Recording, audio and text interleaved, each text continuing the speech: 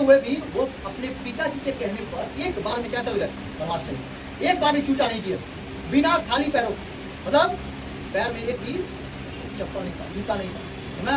और आजकल के संत महात्मा लोग क्या करता है, आजकल के चार्टेड प्लान चाहिए, जहां जाएंगे मंच में क्या चाहिए, तो एसी मंच चाहिए, एसी घर चाहिए, तब तुमको राम की कथा सुनाई जाएगी, है ना। चार्टेड प्लेन चाहिए, पीछे क्या चाहिए, पूरा बॉडीगार्ड होना चाहिए, तब आपको राम कथा सुनाई जाएगी, लाखों करोड़ों रुपया दिए जाएंगे, तब आपको राम कथा सुनाई। रूपांतरित चट्टान उसको कहते हैं, समझ में आया? यार आया अचानक से यार। चलो देखो, वेद पढ़ा दिए थे। वेदों की संख्या कितनी होती है? 4 होती है। उपवेद, उपवेद भी कितने हैं? 4 है। उपवेद भी कितने हैं? 4। वेदांत पढ़ा दिए थे। वेदांत का मतलब उपनिषद। टीचर के सामने बैठ के दार्शनिक ज्ञान लेना क्या कहलाता है? वेदांत कहलाता है। उपनिषद कहलाता है, वेदांत कहलाता है। ब्राह्मण ग्रंथ बता दिए थे, ब्राह्मण ग्रंथ बता दिए थे। ब्राह्मण ग्रंथ ये इसी तरह था, वेद, उसके बाद वेद, उसके बाद ज्ञानी, उसके बाद तो ब्राह्मण ग्रंथ लिखा थे, ऐत्रेय, कौस्तकी, ठीक है। हाँ, सतपथ, गोपथ, नहीं नहीं, वो तो उपनिषद है, हम ये बता रहे हैं ब्राह्मण ग्रंथ। ब्राह्मण ग्रंथ में तुम लोग को बताए थे, मतलब याद करवाए थे हम, ठीक है। तो ब्राह्मण ग्रंथ में बताए थे कि जो ऐत्रेय था, कौस्तकीय था, पंचविश था, गोपथ था, सतपथ था, तैत्रेय था, ठीक है, ये सब के बारे में था ब्राह्मण ग्रंथ, ब्राह्मण ग्रंथ था। इसके बाद पढ़ना उपनिषद। तो उपनिषद वाले में हम बता दिए थे कि उपनिषद जो होते हैं, उपनिषद, अब देखते हो उपनिषद, उपनिषद उपनिषद ही बता दिए थे ना। गुरुकुल में जब टीचर होते थे, टीचर बैठते थे, टीचर पढ़ाते थे, तो उसके सामने बच्चे लोग जो पढ़ते थे ना, उसी को क्या कहते हैं? उपनिषद कहते हैं। जो बच्चे पढ़ते थे और दार्शनिक ज्ञान लेते थे, उसी को उपनिषद कहते थे। तो एक उपनिषद है मुंडोप, मुंडोप उपनिषद, मुंडोप, ठीक है। मुंडोप उपनिषद सबसे बड़ा उपनिषद है, ठीक है, और सबसे प्राचीन भी है। मुंडोप उपनिषद सबसे बड़ा और सबसे प्राचीन है। उसके बाद है जलोपनिषद, जलोपनिषद, निषद। जलोपनिषद जो होता है, इसमें किसकी जानकारी मिलती है? ब्रह्मा विष्णु महेश की, ब्रह्मा विष्णु महेश, ठीक है। तो किसमें जानकारी मिलती है? ब्रह्मा विष्णु महेश, ब्रह्मा विष्णु महेश। इसके बारे में डिटेल्ड में बताया गया है, इसमें ना डिटेल में बताया गया है। तो ब्रह्मा जी जो है, उनमें बताया गया है कि वो इस जग को बनाए हैं, ठीक है। और धर्म की स्थापना किसने किया है? विष्णु जी ने। और उसके बाद जो धर्म को पालन नहीं करेगा, डिक्टेटर, किसको कहा गया है? महेश को कहा गया है, मतलब शंकर भगवान को कहा गया है, ठीक है। शंकर भगवान अपनी तीसरी आंख से पूरा जला डालेंगे, ठीक है। तो उसके लिए शंकर भगवान को क्या कहा गया? डिक्टेटर कहा गया। समझ नहीं आ गया? मतलब कि पहले ये पूरा पृथ्वी, ये जहान पहले बना है, उसके बाद धर्म की स्थापना हुई है, तो धर्म की स्थापना करने वाले विष्णु, और उसके बाद जो धर्मों को नहीं मानेगा उसके लिए महेश। तो इसकी तीनों जन की जानकारी किसमें मिलती है? जलोपनिषद में मिलती है, जलोपनिषद, ठीक है। बृहद नारायण है जो सबसे बड़ा है, बृहद नारायण, बृहद नारायण उपनिषद, बृहद नारायण उपनिषद, ये सबसे बड़ा उपनिषद है, ठीक है। जितना भी उपनिषद होता है उस उपनिषद में सबसे बड़ा उपनिषद बृहद नारायण है, सबसे बड़ा, बिगेस्ट, सबसे बड़ा, ठीक है। ब्रह्मा विष्णु महेश किसमें मिलता है? जलोपनिषद में मिलता है, ठीक है। इसके बाद इसी के अंदर आश्रम की चर्चा है। किसकी चर्चा? आश्रम।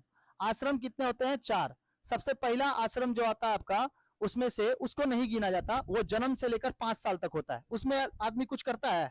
कुछ नहीं करता है। उसमें नॉर्मल खेला लूला, इधर उधर, लड़का लोग को देख लेना, ऑफिस जाएगा, लड़की लोग अपना खाना बनाती है, पत्ता उत्ता काट कुट के, घर घर खेलती है। लड़की लोग नहीं खेलती है, पत्ता उत्ता गोल गोल काट लेगी और उसको घर बनाए। लड़का जो होगा वो जाएगा खेत में काम करने के लिए या फिर ऑफिस में काम करने के लिए, घर में आएगा फिर काम करेगा। तो देखना जो घर वाला होता है, तो 0 से लेकर 5 साल तक, मतलब जन्म से लेकर कितना साल तक? 5 साल तक, उसको नहीं गिना जाता, उसको हम लोग नहीं गिनते किसी भी चीजों में। तो आश्रम जो होते हैं वो 4 प्रकार के होते हैं। 5 से लेकर 25 साल तक, 5 से लेकर 25 साल, इसको ब्रह्मचर्य आश्रम कहते हैं। ब्रह्मचर्य मतलब इस समय तक क्या रहिए आप? ब्रह्मचर्य रहिए। लाल पीला हरा नहीं देखना है, इधर उधर नहीं जाना है, ठीक है। चक्कर बकर बेसी ज्यादा नहीं करना है। तो ये 5 साल से 25 साल तक, यही एक एज होता है। इस एज में अगर आप संभल गए तो आपका जीवन निखर जाएगा, आश्रम कहता है। इस एज में आप अगर संभल गए तो आपका जीवन निखर जाएगा, ये कहता है 5 से 25 साल तक, ठीक है। इसको क्या कहते हैं हम लोग? ब्रह्मचर्य जीवन, ब्रह्मचर्य। पहले के आदमी लोग को देख लेना ना, ब्रह्मचर्य जीवन बहुत ज्यादा जीते थे, है ना, ब्रह्मचर्य जीवन को बहुत ज्यादा जीते थे। ठीक है, 25 से लेकर 50 साल तक जो होता था ये गृहस्थ जीवन होता था। गृहस्थ जीवन मतलब जीवन जीने के 4 आपके क्या उद्देश्य हैं जीवन जीने के। पहला उद्देश्य है कि ब्रह्मचर्य जीवन जीजिए 5 से लेकर 25 साल, 25 से लेकर 50 साल तक गृहस्थ जीवन, और 50 साल से लेकर 75 साल तक, 50 से लेकर 75 वानप्रस्थ। वानप्रस्थ का मतलब होता है जंगली जीवन। मतलब अब आप क्या जा रहे हैं, देखो इस सब चीजों को छोड़कर, गृहस्थ जीवन को छोड़कर आप जाइए एकदम क्या ले लीजिए, संन्यास ले लीजिए।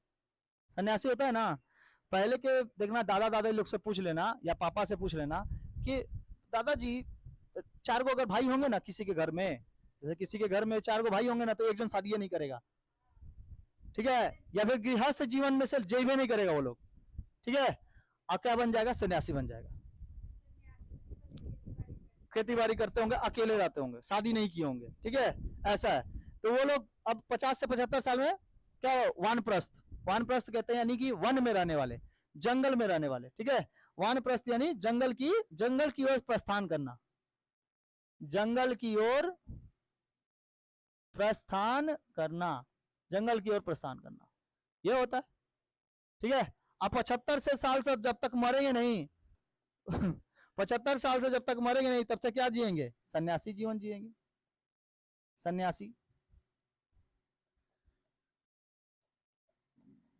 सन्यासी जीवन जीने को कह देते हैं।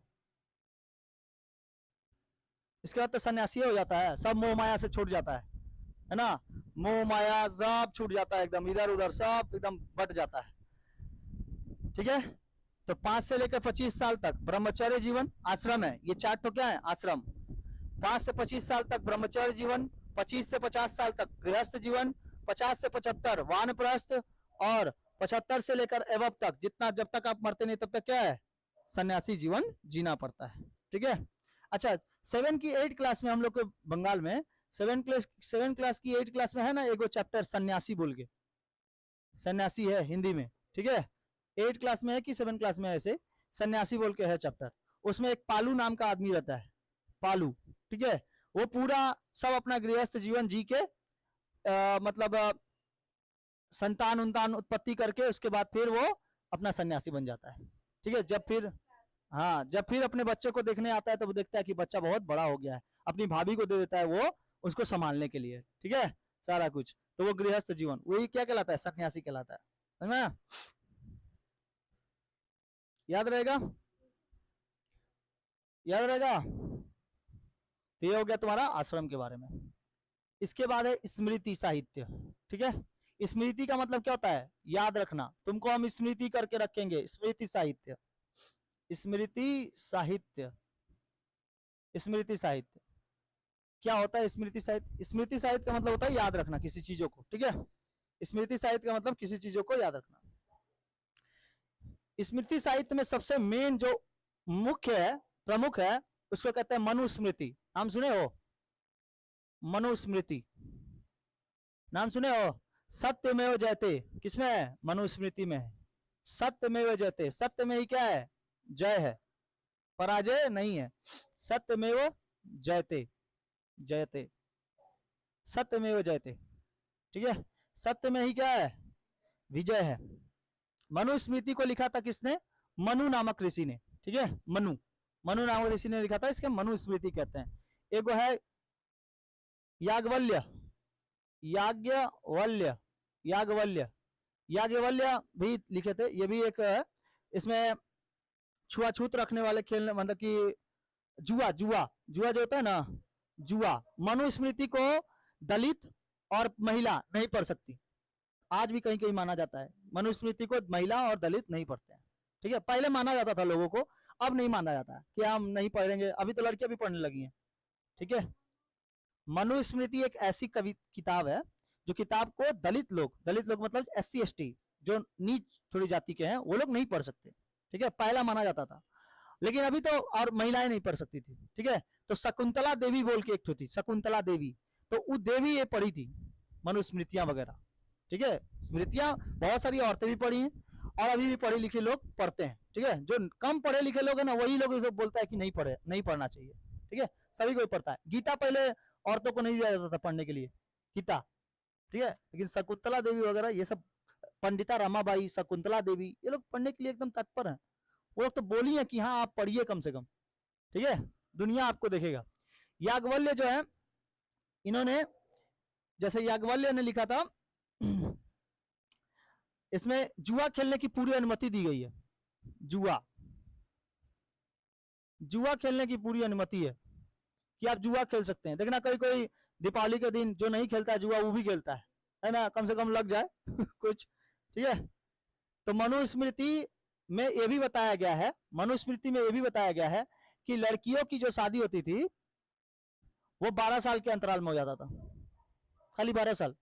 और लड़कों की जो शादी करना है वो 25 साल। लड़का 25 साल में शादी करेगा, लड़की 12 साल में शादी कर लेगी, मनुस्मृति में लिखा हुआ था पहले, ठीक है। अभी लेकिन उसी को बदलकर अंग्रेजों ने क्या किया, उसको चेंज किया। अंग्रेजों ने चेंज करके उसको 18 कर दिया, और हम लोगों ने अभी कितना किया, 21, ठीक है, उसको 21 कर दिया गया। यानी कि लड़की आप शादी करेंगे कितना, 21 साल में, ठीक है। लेकिन अभी भी कहीं कहीं 18 साल में ही हो जाता है, 16 साल में ही कर देता है, गाँवों में है, ठीक है। वहां पे शिक्षा उतना पर्याप्त नहीं ना है, शहर में ना शिक्षा पर्याप्त है, सर गाँव में इतना वगैरह नहीं है, ठीक है। अभी भी लड़कियों को पढ़ने में बैन लगाया गया है गाँव पे, एकदम अंदर गाँव में चल जाओ, वहां पे अभी भी बैन है कि लड़कियां नहीं पढ़ सकती, ठीक है। इतना ज्यादा है, मतलब अभी भी सोच कैसा है लोगों का, अभी भी सोच है कि लड़कियां अगर पढ़ेंगी तो बहुत ज्यादा ऊंची हो जाएंगी लड़कों से, ये सोच है। इस सोच को हराना है, ठीक है, उस सोचों को। तो ये जो पीढ़ी है ना, ये पीढ़ी, ऐसी जो पीढ़ी है, ये पीढ़ी को क्या कर सकते हैं हम लोग, हटा सकते हैं। ये पीढ़ी पहले हटेगी ना, उसके बाद नई जो पीढ़ी आएगी, हम लोग की पीढ़ी, वो ये सब के बारे में सोचेगी, ठीक है। लकड़ी लिख दिए, लड़की लिख दिए, लड़की होगा रे लकड़ी लिखा गया था, और एगो क्या, लकड़ा लकड़ा, लड़का। तो ये कितना, 12 साल और ये 25 साल, अब ठीक है ना, 12 साल और 50 साल किसमें है, मनुस्मृति में। जब पढ़ाते हो तो बीच में मत बोला करो बबनी, ठीक है, दिमाग गर्म हो जाता है पढ़ाते पढ़ाते। तुम अपना सही से लिख ले, हम अगर गलत लिख दिए तो, तुम भी तो पढ़ी लिखी है कि मनुस्मृति जैसा है नहीं पढ़ा लिखा होना चाहिए, ठीक है। मनुस्मृति के अनुसार ही संस्कार होते हैं, क्या होते हैं, संस्कार। बोलना चलना भी एक क्या है, संस्कार। चलना भी क्या है, संस्कार है। गर्भ में बच्चा धारण करना भी क्या है, एक संस्कार है, ठीक है। तो इसी तरह 16 को संस्कार पाए गए हैं। संस्कार कितने हैं, 16 संस्कार। 16 संस्कार में बहुत सारे संस्कार हैं। उस 16 संस्कार में जो अंतिम संस्कार है उसको दाह संस्कार कहते हैं। दाह संस्कार, दाह संस्कार कहते हैं। दाह संस्कार को बोलचाल की भाषा में अंतिम संस्कार कहा जाता है। अंतिम संस्कार, नाम नाम सत्य है, ठीक है, अंतिम संस्कार, ठीक है। तो संस्कार जो मरना भी होता है वो क्या होता है, जब जीवन उत्पन्न करना ही संस्कार है, तो मरना भी क्या हो जाएगा, संस्कार ही हो जाएगा। तो 16 गो संस्कार है, समझ में आ गया। मनुस्मृति में 16 गो संस्कार मनुस्मृति में ही लिखा गया, समझ में आ गया। तो मनुस्मृति को मनु नामक क्या लिखा था, ऋषि ने लिखा था। इसमें स्मृति यानी कि सत्यमेव जयते, स्मृति यानी याद रखने की शक्तियों के बारे में बताया गया है। इसमें याज्ञवल्क्य के बारे में भी बताया गया। याज्ञवल्क्य जो थे वो जुआ खेलने पर क्या लगाए थे, आरोप नहीं लगाए थे। जुआ खेल सकते हैं, आरोपित नहीं है ये, ठीक है। लड़की की उम्र कितनी होनी चाहिए शादी के लिए, 12 साल, और लड़का 25 साल का, ठीक है। गोद में खिलाओ लेके तब 25 साल का लड़का, सोच रहे हो। अच्छा, 25 साल का लड़का जल्दी बुढ़ाएगा कि लड़कियां बुढ़ाएगी, ये बुढ़ाएगा ना जल्दी, तो मरेगा भी जल्दी। तो मरेगा तो इसी तरह तो लड़की अभी 18 साल की हुई नहीं कि लड़का मर गया, तो लड़की को भी जलना पड़ता था लड़के के साथ, ठीक है। उसे कहते थे सती प्रथा। ये प्रथाएं हम लोग की भारत में जीवंत है, चलती थी पहले प्रथाएं, इसी के कारण ना मनुस्मृति में पढ़े हुए लोग, ठीक है। लेकिन इसको सही से कोई नहीं बता पाया, समझ में। उल्टा उल्टा धर्म जो होता ना, ये बहुत खराब चीज है। मतलब कि अगर धर्म को अगर कोई स्कॉलर, बिना पढ़ा लिखा आदमी अगर उसको बोले ना, बिना पढ़ा लिखा आदमी, तो वो धर्म दूसरा चीज का रास्ता ले लेता है, ठीक है। और धर्म सबको क्या सिखाता है कि आप सब मिल के एक साथ रहिए, एक साथ मिल के चलिए, ठीक है। कहीं किसी से झगड़ा करने के लिए धर्म कभी नहीं लिखा है, लेकिन झगड़ा हिंदू मुसलमान यही झगड़ा होता है। कभी किसी से झगड़ा करने के लिए धर्म कभी नहीं कहता है कि आप इससे झगड़ा कर लीजिए, उसका धर्म खराब है, उसका धर्म खराब है। किसी का धर्म खराब नहीं है। वो जो छोटे मोटे स्कॉलर्स हैं ना, पढ़ने लिखे नहीं, जो पढ़े लिखे नहीं है, वही इस धर्मों के बारे में सबसे ज्यादा प्रचलन कराते हैं और धर्म धर्म में लड़ाई करा देता है, ठीक है। और सबसे ज्यादा लड़ाई किसका? हिंदू मुसलमान, है ना। क्या भगवानों ने अपना त्याग नहीं किया था? क्या भगवानों ने भी त्याग किया था अपना देह का त्याग। फिर भी लोग क्या पता क्या समझ के रखे हुए हैं इस भारत देश में कि लड़ाई होगा तो लड़ाई होगा, जब मन तब हिंदू और मुसलमान ही लड़ेगा, ठीक है। सब कोई ऐसे ही लड़ता है। तो ये 25 साल का हो गया ये लड़की। संस्कार कितने हैं? 16 संस्कार। 16 में से सबसे अंतिम संस्कार दाह संस्कार। दाह संस्कार को हम लोग क्या कहते हैं? अंतिम संस्कार कहते हैं। समझ आ गया? मनुस्मृति में ऋण की भी चर्चा है। मनुस्मृति में ऋण, ऋण समझते हो? कर्जा, कर्जा समझ में आया? तो ऋण की ये है, इसमें कर्जा कौन कौन सा है? 3 गो कर्जा के बारे में बताया गया है। एगो देव ऋण, ऋषि ऋण और पितृ ऋण। देव ऋण, ऋषि ऋण, ऋषि ऋण, पितृ ऋण। पितृ, पितृ मतलब पिता, पितृ पूर्वज, ठीक है, पितृयों का ऋण। तो ये ऋण तीनों चुकाया जा सकता है, ठीक है। देव ऋण, ऋषि ऋण और पितृ ऋण, ये तीनों ही चुकाया जा सकता है। देव ऋण कैसे चुकाया जा सकता है? देव ऋण चुकाया जा सकता है पूजा उजा करके। भगवान आपको सब कुछ दिए, तो भगवान को खुश करने के लिए पूजा करिए, उनको प्रसाद और चढ़ाइए। ये सब किसमें है? देव ऋण में है। आप ऋण चुकाते हैं उनका, ठीक है। आपको इस धरती पे लाने वाले वही है, तो इसलिए धरती पे लाने वाले वही है, तो उनका ऋण तो चुकाना पड़ेगा। आप जैसे यहाँ पे पढ़ रहे तो अपना ऋण कैसे चुकाते हैं? फीस देके। फीस तो सभी को ही सबको देता है, ज्ञान लेकर, नौकरी लेकर, समझ में आया? मेरा नाम ऊंचा करके थोड़ा सा, है ना, वो मेरा क्या है? ऋण चुका देते हैं वो, समझ में आया? फीस तो सभी को ही लेता है, लेकिन फीस के मुकाबले में कुछ बहुत ज्यादा दे देता है, उसको क्या कहते हैं? ऋण चुकता। लीजिए सर आपका ऋण चुकता कर दिए, हम पढ़ के क्या हो गए? पास हो गए। जब कोई मेरे पास से 10 क्लास 12 क्लास या फिर ग्रेजुएशन पे निकलता है ना, मतलब जब, तो मेरा ऋण चुकता हो जाता है। चलो हम जो मेहनत किए हैं वो कम से कम क्या हुआ? सफल हुआ, ठीक है। तो वो सब ऋण होता है, ठीक है। फीस बोलती है। पूजा करके, याचना करके, देव की पूजा करके, ये लोग का प्रसादी उसादी चढ़ा के हम लोग ऋण क्या करते हैं? चुकता करते हैं, समझ में आया? देखना कोई कोई जाके कांड करवाता है, सुंदर कांड, कोई भगवान का एकदम स्मृति करता है, ठीक है। अभी देखना सावन का महीना चल रहा है, तो सावन के महीने में सब कोई अपना घर में राज्य अभिषेक, ये अभिषेक बोल रहे हैं, रुद्र अभिषेक करवाता है, ठीक है। रुद्र अभिषेक, भगवान का अभिषेक करवाता है कि भगवान जो भी हुआ गलती सलती माफ करिएगा। लास्ट में देखना ऐसे ऐसे करके गोड़ पड़ता है, भगवान माफ करिएगा, ठीक है। ये सब जो कोई भूल चाल हुआ तो नहीं समझ आया। ऋषि ऋण में क्या करते हैं? ऋषि ऋण में शिक्षा प्राप्त करके, ऋषि ऋण यानी शिक्षा प्राप्त करके, ये शिक्षा प्राप्त करके ऋषि लोग पहले ऋषि मुनि लोग भी ना शिक्षा देते थे, ठीक है। जैसे परशुराम किसको शिक्षा दिए थे? कर्ण को, ठीक है। गुरु द्रोणाचार्य जो थे वो किसको? 5 पांडव और कौरवों को दिए थे ना शिक्षा। तो शिक्षा देकर अपना क्या कर दिए? ऋण चुका लिए। उसके बाद पितृ ऋण जो होता है, ये संतान उत्पत्ति करके आपका, आप जैसे आप जो ऋण चुका रहे हैं वो अपने पिताजी का, पिताजी किसका चुकाए होंगे? दादाजी का। हमारा जो आएगा वो क्या होगा? हमारा ऋण चुकाएगा, ठीक है। कहीं ना कहीं हम लोग ऋण चुका रहे हैं किसी ना किसी का। तो अपने पूर्वजों का, पूर्वज देखना कोई कोई पूर्वजों को अपना पानी देता है, जिंदा में पानी नहीं दिया, मर जाने के बाद पानी देता है। पितरपक आता है ना, तो पितरपक में सबको अपने पूर्वजों को पानी दिया जाता है, पूर्वजों को पानी दिया जाता है। तो पूर्वज मतलब कि दादा दादी हो गए, उनके दादा दादी हो गए, सबको पानी एक ही बार में दे दिया जाता है, ठीक है। तो उसको पितृ ऋण कहते हैं, ठीक है। कि देखिए आपका ऋण हम चुका दे रहे हैं, ठीक है। आने वाले किसी पीढ़ी को फिर परेशानी नहीं होना चाहिए, समझा? तो इसलिए घर में एगो बेटा रहना बहुत ज्यादा जरूरी है। बेटा लोग ही पानी देता है, समझा? कहीं कहीं पर ऐसा भी है, देखना बेटा लोग ही नारियल फोड़ता है। नारियल वगैरह होता है ना जो लड़कियां कभी नहीं फोड़ती है जल्दी, बेटा लोग फोड़ता है। लड़की लोग अपना फोड़ देते तो ठीक, कोई बात नहीं, लेकिन लड़का लोग ज्यादातर माना जाता है ऐसा, ठीक है, गाँव में। अभी लड़की लड़का से थोड़ी कम है, सब कोई एकदम सेम बराबर है, ठीक है, बराबर। लेकिन कुछ ही स्थिति में, शिक्षा में हो गया, ठीक है, स्ट्रक्चर में हो गए, कहीं कहीं पर ऐसा हो गया कि हाँ भाई चलो लड़का लड़की में कोई कमी नहीं है, नौकरी में हो गया कोई, मतलब उसमें। तो इसलिए पितृऋण में पूर्वजों को क्या चढ़ाया जाता है? पानी। और कैसे? तो ये संतान उत्पत्ति, संतान लोग ये काम करता है पितृऋण, ठीक है, समझ में आ गया? याद रहेगा? तो एगो देव ऋण हो गया पूजा से, ऋषि ऋण शिक्षा से, और पितृऋण संतान से, ठीक है।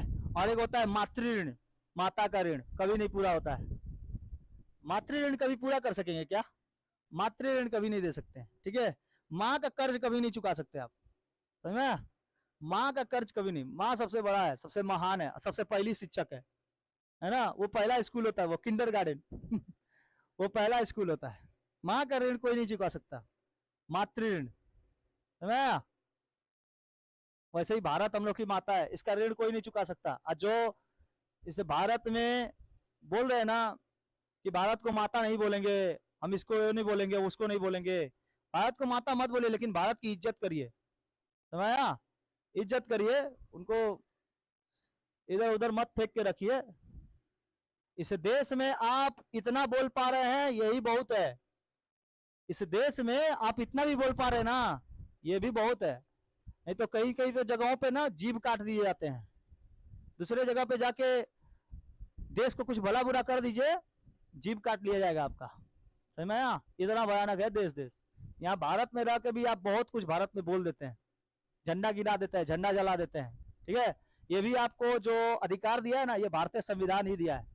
और जिस दिन संविधान से देश चलना लगेगा ना, उस दिन आप कुछ भी नहीं कर पाइएगा, ठेगा नहीं किसी का, समझ में आया? इतना भयानक है संविधान। लेकिन कोनो समझ में नहीं करता है, देश को हल्का फुल्का सोच के रख लेता है। इस देश को हल्का सोच के रखा हुआ है, बहुत सारे देश है, ठीक है। काहे नहीं इराक ईरान चली गई, हाँ, बेगम साहिबा बांग्लादेश की, ठीक है, काहे नहीं इराक ईरान चल गई, कहीं इधर आई? हिम्मत है जाने का? दूसरा किसी जगह पे जाएंगी ना बिना पासपोर्ट वीजा का, कटा दी जाएंगी उधरे, ठीक है। इराक ईरान यहाँ भारत में ही आया, सब भारत में आके शरण लेता है, ठीक है।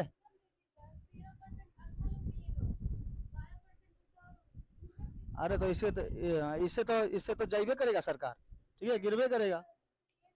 सरकार सबके लिए होता है, एक जन के लिए थोड़ी है।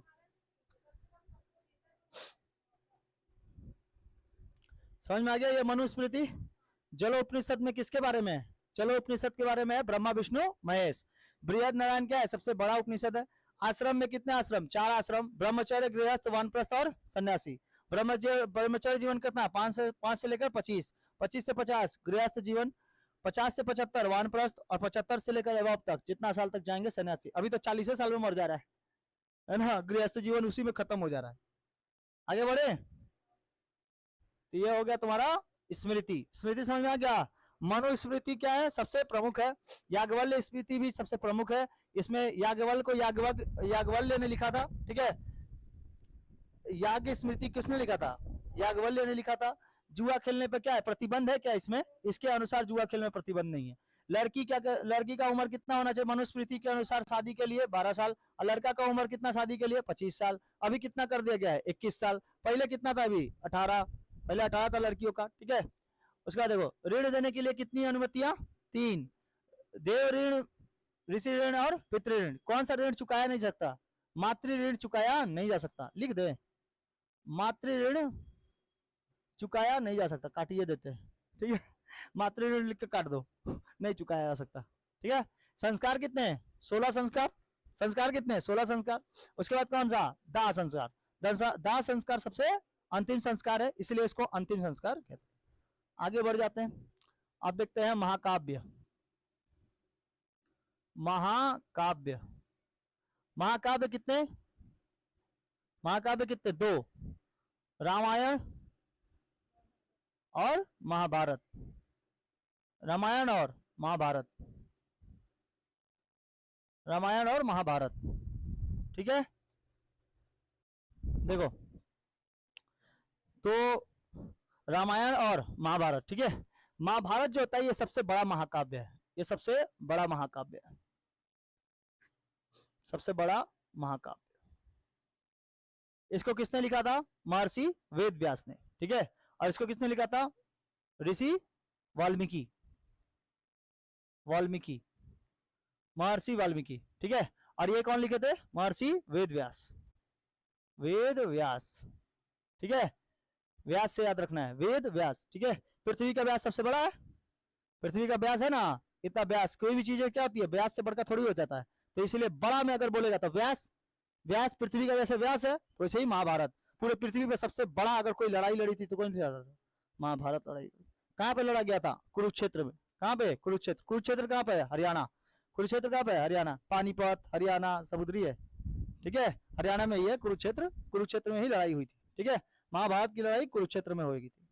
आगे बढ़े तो रामायण में ना, रामायण में कुछ चैप्टर्स है जिसको हम लोग क्या कहते हैं? कांड कहते हैं। पहले रामायण देख लिया जाए। रामायण, रामायण आप लोग सभी को देखे होंगे, राम की कथा, राम की कथा को सुनाने वाले रामायण कहते हैं। तो इसमें रामायण में क्या है? कांड है, चैप्टर्स है ना कुछ, उस चैप्टर्स को क्या कहते हैं? कांड। जैसे आपके किताब में है, किताब में चैप्टर्स है तो उसको चैप्टर को तो नॉर्मल क्या दे देता है? पाठ कर दिया जाता है। वैसे ही रामायण में कुछ कांड है, इस कांड को हम लोग क्या कहते हैं? पाठ ही कहते हैं, चैप्टर कहते हैं। तो कांड कितने हैं? 7 है। 7 को क्या है? कांड। जिसमें से सबसे प्रमुख कांड का नाम है सुंदर कांड। नाम सुने हो? सुंदर कांड। इसमें देखना रात रात को कराया जाता है, 24-24 घंटा, 48-48 घंटा चलता है सुंदर कांड, ठीक है। हनुमान जी का फोटो वोटो रखकर, राम जी का फोटो वोटो रखकर वहां पर, और राम जी के साथ देखना हनुमान जी जरूर रहेंगे सुंदरकांड में, ठीक है। सुंदरकांड करवाया जाता है। सुंदरकांड सबसे बड़ा कांड है, ठीक है। तो कांड की संख्या कितनी है? 7। रामायण में कांड की संख्या 7 है, ठीक है। रामायण में कांड की संख्या कितनी है? 7 है। जिसमें से सबसे बड़ा कौन सा है? सुंदर कांड। प्रथम में 12,000 श्लोक थे, अभी 24,000 है। इसमें जो श्लोकों की संख्या थी ना, मतलब खोज के निकाला गया था 12,000, लेकिन अभी कितनी है वर्तमान में? अभी है 24,000। 24,000 क्या है? श्लोक है। 24,000 श्लोक है। इसमें पूरा रामलला के जीवन के बारे में बताया गया है, जन्म से लेकर एकदम अंतिम, मतलब जब तक वो सांस ले रहे थे तब तक, ठीक है। उसके बाद तो देह त्याग दिया ना, कृष्ण भगवान ने क्या किया? देह त्याग के समझना, मथुरा। तो श्लोक कितने थे पहले? 12,000, अभी कितने हैं? 24,000। 24,000 श्लोक पाए गए, ठीक है। 12 दूना 24, ठीक है, याद रहेगा ना। तो रामायण के बारे में किसकी कथा है? राम, लक्ष्मण, सीता, भरत और हनुमान जी, ठीक है। इन लोग के बारे में, रामायण के बारे में कहानी है, पूरी इनकी चर्चा मिलती है, ठीक है। कैसे वो जन्मे थे अवध में, अयोध्या में, ठीक है।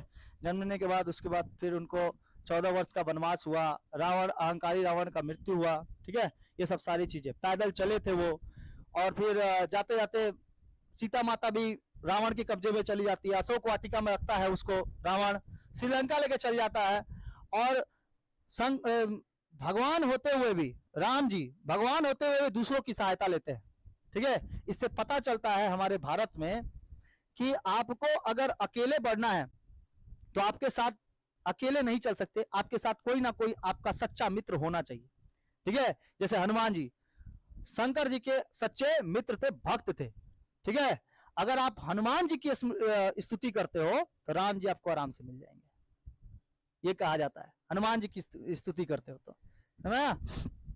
तो सब चीज का वर्णन किया गया है किसमें? रामायण में बहुत सारा वर्णन किया गया है। उन कांड खंडों में सुंदरकांड में तो और वर्णन किया गया है। सुंदरकांड में बहुत सारे अच्छे से कैसे किष्किंधा कांड होता है, किष्किंधा कांड में कैसे भगवान जाके मिलते हैं। आपको हम एक किष्किंधा कांड का पाठ सुनाते हैं, आपको सुनने में बहुत अच्छा लगेगा, शायद आप लोग पढ़े भी होंगे 12 क्लास में। किष्किंधा कांड है मेरे पास, तुलसीदास के पद में। तुलसीदास के पद में कहते हैं, जे ना मित्र दुख हो ही दुखारी, तिनहि बिलोकत पातक भारी, निज कर दुख गिरी रज सम करी रज जाना, मित्र का दुख रज मेरु समाना। उसमें कवितावली में किष्किंधा कांड में कहते हैं कि जल को गए लखुन है लरिका, परिखो पिय छा हरि के हवे ढारे, पोछ पसेव ब्यार ही करो, और पाए पखारी भुबरी ढारे। उसके बाद तुलसी रघुबर प्रिय श्रम जान के बैठी, विलंब लौकंटक काढ़े, जानकी ना को नेहु लख्यो प्लोक्यो तनु बारी विलोचन बारे। कहने का मतलब क्या है, जल को गए हैं लखुन है लड़िका। सीता जी कह रही हैं, जब सीता जी वनवास में चल रही थी तो उनका पैर जो था ना वो क्या हुआ था, जल रहा था बालू में चलने की वजह से, और राम जी का भी पैर जल रहा था। ठीक है, राम जी का पैर भी जल रहा था। तो सीता माता बैठना चाहती थी, तो राम जी से कहती हैं स्वामी इधर थोड़ा बैठ जाइए ना, बैठ जाइए थोड़ा सा, क्योंकि लखन जो है लक्ष्मण वो जल को गए हैं, जल को गए हैं, जल लेके आते हैं, पी के उसके बाद चलते हैं, फिर अपनी यात्रा फिर से स्टार्ट करते हैं, चालू करते हैं। तो बोलते हैं कि ठीक है बैठ जाते हैं, देखते हैं क्या हुआ है। तो बैठते रहते हैं ना, तो सीता माता के पैरों में कंटक यानी कि कांटा लग गया रहता है। तो जब राम जी को ये पता चलता है कि कांटा लग गया है, तो उनको उठा के पैर तो हटा के उसके बाद निकालते हैं, और सीता माता उनके पसेव, पसेव मतलब उनके माथे पर जो पसीना आया रहता है उनको धर के पोंछती हैं। तो इनका मनोरम दृश्य दिखाई देता है, इतना सुंदर से वर्णन किया गया है, तुलसीदास ने वर्णन किया है।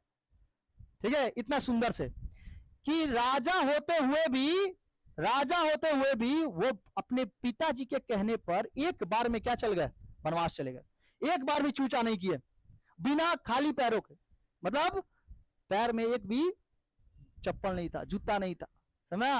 और आजकल के संत महालोग, संत महात्मा लोग क्या करता है, आजकल के चार्टेड प्लान चाहिए, जहां जाएंगे मंच में क्या चाहिए, तो एसी मंच चाहिए, एसी घर चाहिए, तब तुमको राम की कथा सुनाई जाएगी, समझा। चार्टेड पेन चाहिए, पीछे क्या चाहिए, पूरा बॉडीगार्ड होना चाहिए, तब आपको राम कथा सुनाई जाएगी। लाखों करोड़ों रुपया दिए जाएंगे तब आपको राम कथा सुनाई जाएगी। वो संत नहीं है, समझा। जब से पैसा लेकर आपको राम कथा सुनाते हैं। एक चार्टेड मंच बनना चाहिए, मंच पे एसी लगना चाहिए, अपने एसी में जिए। और राम का वर्णन कैसे, तो राम का वर्णन होगा कैसे, राम का वर्णन होना चाहिए एकदम एसी मंच पे, अपने रहेंगे एसी में, और राम का वर्णन करेंगे क्या, उनका आंसू आएगा, भगवान राम ऐसे थे, एसी मंच पे बैठ के आंसू निकालते हैं, मगरमच्छ के आंसू है ये सब। ठीक है, जिसको काम नहीं होता है ना, वही सब जाके इन लोगों का मन बढ़ाते हैं। एक दिन इन लोग के सत्संगों में मत जाइए, जो लोग धोखाधड़ी करते हैं, जो लोग धोखाधड़ी करते हैं, जो संत महात्मा बन के धोखाधड़ी करते हैं, इन लोग के एक दिन मत जाइए। ठीक है, इन लोग का औकात पता चल जाएगा उस दिन। जो भगवान है वो आपका पहले ही लिख चुके हैं, जो होगा हो जाएगा, उसको कोई नहीं रोक सकता। ठीक है, वो आपका बदल नहीं देंगे, चिट्ठी पढ़ के आपका बता दे रहे हैं, माइक में फूंक दे रहे हैं, भूत झाड़ दे रहे हैं, बाप रे बाप, एकदम से लग रहा है कि भारत में और कुछ है नहीं, समझ में। राम का वर्णन करने चले हैं, अपने एसी मंच पे बैठ के और राम का वर्णन करने चले हैं। वो मर्यादा पुरुषोत्तम राम जो जिंदगी भर अपना देश को संभालने के लिए, अपने परिवार को संभालने के लिए, मतलब इस धर्म का स्थापना करने के लिए खाली पैर चल दिए। ठीक है, उनके दुख को कोई नहीं समझ सकता, और उनके दुख को बताता है ये लोग, नॉर्मल आदमी लोग। संतवा लोग बैठा है, संत लोग, ठीक है, बेमतलब का, अपना खाली पॉकेट भर रहा है वो लोग, खाली पॉकेट। खराब, कितना आराम से आदमी लोग भी है, कितना अंधविश्वास है इस धरती पर, इतना अंधविश्वास है कि आप किसी को भी, नॉर्मल आदमी को देख लेना, इतना महान महान व्यक्ति लोग बैठा हुआ है जिंदगी में अपना, ठीक है, लेकिन फिर भी उन आदमियों को पीछे जानता है जो राम के बारे में, राम का ठीक से स्पेलिंग नहीं जानता है, उन लोग के पीछे पड़ के ये लोग सत्संग सुनता है। काम धाम नहीं है यार, आप लोग को काम धाम करिए ना। खुद विष्णु भगवान ने कहा है, एक बार नारायण जी को पूछने गए थे, नारद जी पूछने गए थे कि भगवान बताइए कि सबसे प्रिय आपका कौन है, सबसे प्रिय कौन है। तो वो बोले कि मेरा तो सबसे प्रिय एक सज्जन किसान है। बोलता क्या बात बोलते हैं, मेरा तो सबसे प्रिय एक तो सज्जन किसान है। बोलता क्या बात बोलते हैं, हम दिन भर आपका नाम लेते रहते हैं, फिर भी आपका सबसे प्रिय सज्जन किसान। तो बोलता जाइए भूलोक पर जाके देख के आइए सज्जन किसान क्या काम करता है। सज्जन किसान ने केवल 3 बार भगवान का नाम लिया, सुबह, शाम और रात को। सुबह को नाम लिया जब सो के उठा, किसान खेत में काम करने गया, फिर शाम को आया, नहाया धोया, तब नाम लिया, उसके बाद रात को एक बार नाम लिया।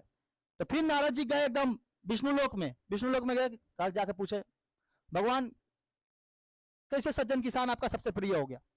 वो तो बोलता है कि हम खाली 3 बार ही नाम लेते हैं, हम यहाँ पे नारायण नारायण नारायण करते रह रहे हैं, फिर भी आप मेरे को सज्जन नहीं मान रहे प्रिय, ठीक है। तो वो बोलते हैं कि देखिए आपको जो काम दिया हुआ गया था वो मेरे द्वारा ही दिया गया था, और उसको जो काम दिया गया है वो भी मेरे द्वारा दिया गया है। ये लीजिए एगो पात्र देते हैं कटोरी टाइप का, उसमें तेल पूरा लबालब भर देते हैं, तेल पूरा लबालब भर देते हैं। अब बोलते जाइए ब्रह्मांड का चक्कर लगा के आइए, पूरा ब्रह्मांड का। तो पूरा ब्रह्मांड का नारद जी चक्कर लगा के आते हैं, तो बोलते हैं कि याद रखिएगा जब अगर एक भी तेल गिर गया तो आप कहाँ रह जाएंगे, पृथ्वी लोक पे ही रह जाएंगे, ठीक है, पृथ्वी लोक पे ही रह जाएंगे। तो वो बोलते हैं कि ठीक है महाराज, चलते हैं। तब जाते हैं, पूरा एकदम ध्यान देखिए, एकदम चले आते हैं, ठीक है। आते हैं तो लीजिए महाराज देखें, एक भी पात्र से तेल नहीं गिरा है, कटोरी से एक भी बूंद तेल नहीं गिरा है। तो बोलते हैं कि ठीक है, आपने कितना बार नाम लिया मेरा? जा तो भूलिए गए, नाम लेना ही भूल गए। बोलते देखिए आपको जो काम दिए वो मेरे द्वारा दिया गया, उस किसान को भी जो काम दिए वो भी मेरे द्वारा ही दिया गया था, लेकिन वो कम से कम 3 बार तो नाम लिया, और आपने एक बार भी नाम नहीं लिया, ठीक है। तो सबसे महान कौन? वो किसान। वो किसान कभी भी किसी सत्संग में नहीं जाता, वो अपना उपज करता है अपने खेत में, वो अपना धर्म का पालन कर रहा है। आप क्या कर रहे हैं? जाके सत्संग सुन रहे हैं ठीक है। वो लोग दुकान चला रहा है, आप लोग का मोह भंग कर दे रहा है, दुकान चला रहा है। चुपचाप से अपने मंदिर में पूजा करिए, अपने घर में पूजा करिए, मंदिरों में जाइए पूजा करिए, अपने हिसाब से पूजा करिए, किसी की भी जरूरत नहीं पड़ेगी। आप खाली भगवान को बस इतना बोलिए थैंक यू, बस। इस जीवन धरती पे ला दिए ना, इसके बाद हम संभाल लेंगे, ठीक है, इसके बाद संभाल लेंगे। आप बस इतना ध्यान रखिएगा कि उस चीजों में लड़ने की बस शक्ति दे दीजिएगा जब हम कभी भी गिरे तो, ठीक है। बस इतना ध्यान दीजिएगा, और कुछ चीज की जरूरत नहीं है। आपकी पूजा करे चाहे नहीं करे, करोड़ों लोग हैं आपकी पूजा करने के लिए, उसी में हम भी शामिल हो जाएंगे तो हम भी उसी की तरह बन जाएंगे।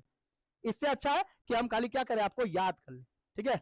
बस शक्ति दीजिएगा कि इसमें हम कहीं बहके ना, बस इतना शक्ति दे दीजिए। ये सब याद रखना है यार, समझा? जब मन तब चल जाएंगे सत्संग में, उठ जाएंगे। महाकाव्य समझ में आ रहा है? रामायण में क्या है? वाल्मीकि लिखा गया था, महाभारत वेद व्यास द्वारा। महाभारत किसके द्वारा? वेद व्यास द्वारा। रामायण कांड कितने हैं? 7। सुंदर कांड सबसे बड़ा। श्लोक कितने? 12,000 थे, अभी कितने हैं? 24,000। समझा? महाभारत के लेसन को पर्व कहते हैं। महाभारत के लेसन को क्या कहते हैं? जैसे इसके लेसन को क्या कहते थे हम लोग? कांड कहते थे। वैसे ही महाभारत के लेसन को महाभारत महाभारत के लेसन को हम लोग पर्व कहते हैं। क्या कहते हैं? पर्व कहते हैं। पर्व कितने हैं? पर्व है 18। पर्व कितने हैं? 18। पर्व कितने हैं? 18। समझ गया? पर्व की संख्या कितनी है? 18। सबसे प्रमुख पर्व जो है वो भीष्म पर्व है। सबसे प्रमुख पर्व भीष्म पर्व।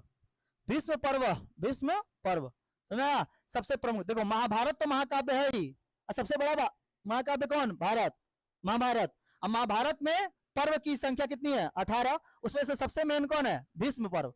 जैसे आप लोग का किताब होगा मैथ्स का किताब में सबसे अच्छा सुंदर लगता होगा जोड़ घटाओ, है ना? जोड़ घटाओ कर ले जलाधर हो जाता है। वैसे ही सबसे सुंदर अगर कोई बोले तो भीष्म पर्व। इसको ही हम लोग क्या कहते हैं? भगवत गीता कहते हैं। क्या कहते हैं? भगवत गीता। भगवत गीता क्या कहते हैं? भगवत गीता कहते हैं। समझ में आ गया? भगवत गीता कहते हैं। भगवत गीता किसको कहते हैं? जब कृष्ण जी अर्जुन को क्या करते हैं? अर्जुन को जब ज्ञान देते हैं कि देख बाबू, तुम कर्ण से बढ़कर तो है नहीं, कर्ण तुमसे महान है, कर्ण से बड़ा तुम है नहीं, तुमको बचा लिया किसने? तो एक बार ना बाढ़ चलाते हैं, कौन? कर्ण बाढ़ जब चलाते हैं तो अर्जुन ना अपने रथ पर बैठे रहते हैं, और रथ पे ना जो झंडा लगा हुआ रहता है वो हनुमान जी का झंडा लगा रहता है, हनुमान जी का, ठीक है। तो हनुमान जी का झंडा लगा रहता है। तो कर्ण जब बाण चलाते हैं ना तो पूरा आ गया रहता है, लेकिन हनुमान जी बचा लिए रहते हैं। हनुमान जी अर्जुन को बचा लेते हैं। क्या बोलते हैं तब? कृष्ण भगवान बोलते हैं, ये अर्जुन बोलते हैं, अरे ये बाण तो मुझको लगने वाला था, कैसे हो गया? कैसे बच गए हम? कैसे बच गए? तब कहते हैं कि आपके रथ के ऊपर हनुमान जी विराजमान थे, इसलिए आप बच गए। तो कर्ण का जो वो तीर छोड़ा था ना, उस तीर को आप भेद नहीं पाते, ठीक है। हनुमान जी थे, बोले बच गए। तो वो पूरा उनको ज्ञान देते, देख बाबू कैसे लड़ना चाहिए, कैसे नहीं लड़ना चाहिए, ठीक है। पूरा बैठ के आधा 1 घंटा तक पूरा ज्ञान देते हैं अर्जुन को, समझा? तब वो उसी को क्या कहते हैं? भागवत गीता, समझा? प्रारंभ में इसमें जो श्लोक था, प्रारंभ में श्लोक 8800 थे। कितने थे? 8800। बाद में वर्तमान में कितना हो गया, वर्तमान में अभी रहे 1 लाख, वर्तमान में कितने हैं 1 लाख, वर्तमान में 1 लाख, समझ में आया, वर्तमान में कितने हैं 1 लाख, कोई दिक्कत, ठीक है, इतना रहने देते हैं, नेक्स्ट क्लास में फिर बता देंगे।